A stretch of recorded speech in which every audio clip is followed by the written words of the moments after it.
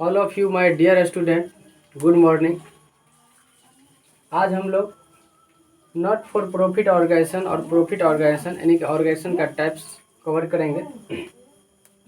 ऐसे हम लोग इसके बारे में डिटेल स्टडी किए थे। ऑर्गेनाइजेशन मतलब होता है ऑर्गेनाइजेशन, संगठन। ठीक है, संगठन दो प्रकार का होता है। कितने प्रकार का?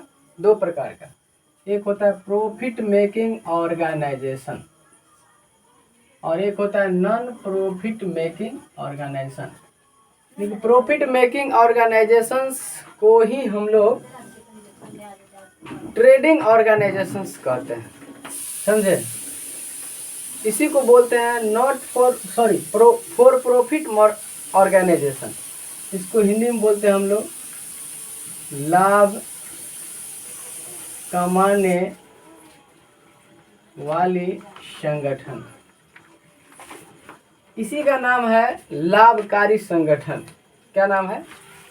लाभकारी संगठन। इसी का नाम है व्यापारिक संगठन।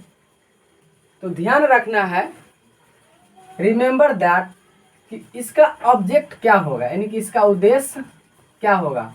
तो ध्यान रखना है।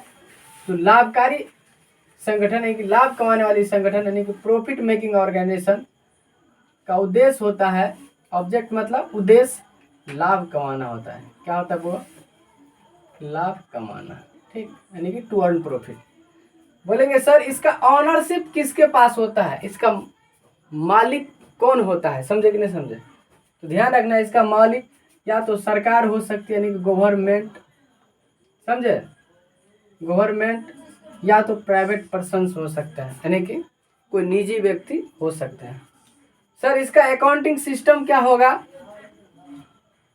प्रॉफिट मेकिंग ऑर्गेनाइजेशंस की बात कर रहे हैं अभी, तो ध्यान रखना इसका अकाउंटिंग सिस्टम जो होगा विधान या कानून संबंधी पत्ती होगा इसका। समझे कि नहीं समझे? यानी कि लेजिस्लेटिव अकाउंटिंग सिस्टम ये रखता है। कौन रखता है? प्रॉफिट मेकिंग ऑर्गेनाइजेशंस, लाभ कमाने वाली संगठन, लाभकारी संगठन, व्यापारिक संगठन, ये विधान या कानून संबंधी क्या करते हैं? अपना लेखांकन पत्ती रखते हैं। इसको बोलते हैं लेजिस्लेटिव अकाउंटिंग सिस्टम। ठीक है। अब बोलेंगे सर इसका अकाउंटिंग कैसा होता है, यानी कि लेखांकन। तो ध्यान रखना है नॉन फंड बेस्ड अकाउंटिंग, यानी कि गैर कोष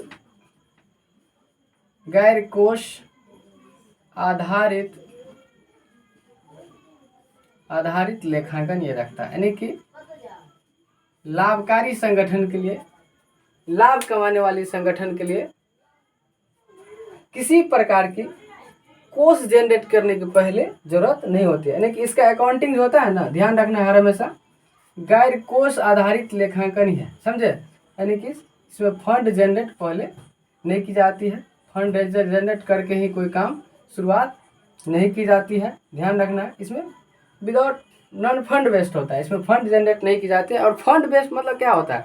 जो हम पहले से फंड बनाए उसी फंड पर आधारित रहेंगे, ऐसा कुछ नहीं है लाभ कमाने वाली संगठन। समझे कि नहीं समझे?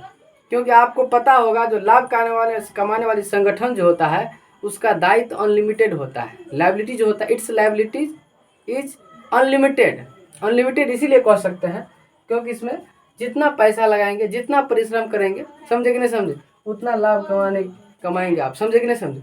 इसीलिए इसका अकाउंटिंग नॉन फंड बेस्ड होता है। इसकी बात की जाए नॉन प्रॉफिट मेकिंग ऑर्गेनाइजेशन, इसको बोलेंगे लाभ नहीं कमाने वाली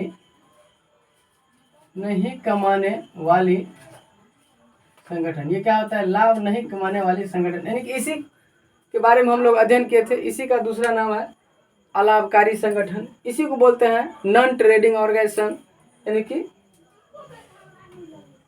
गैर व्यापारिक संगठन। सर इसका ऑब्जेक्ट क्या होता है, उद्देश्य? तो ध्यान रखना है टू प्रोवाइड फैसिलिटी। ये क्या करता है? लोगों को सुविधा प्रदान करते हैं। समझे? यानी कि इसका उद्देश्य होता है समाज सेवा करना, जन कल्याण करना, यानी कि लोगों को सुविधा देना, सहायता पहुंचाना। बात समझे कि नहीं समझे? देश कहने का मतलब देश सेवा करना। समझे? सर इसका ऑनरशिप किसके पास होगा, इसका मतलब मालिक कौन होगा, इसका गवर्नमेंट हो सकता है, नॉन गवर्नमेंट या प्राइवेट पर्सन हो सकता है।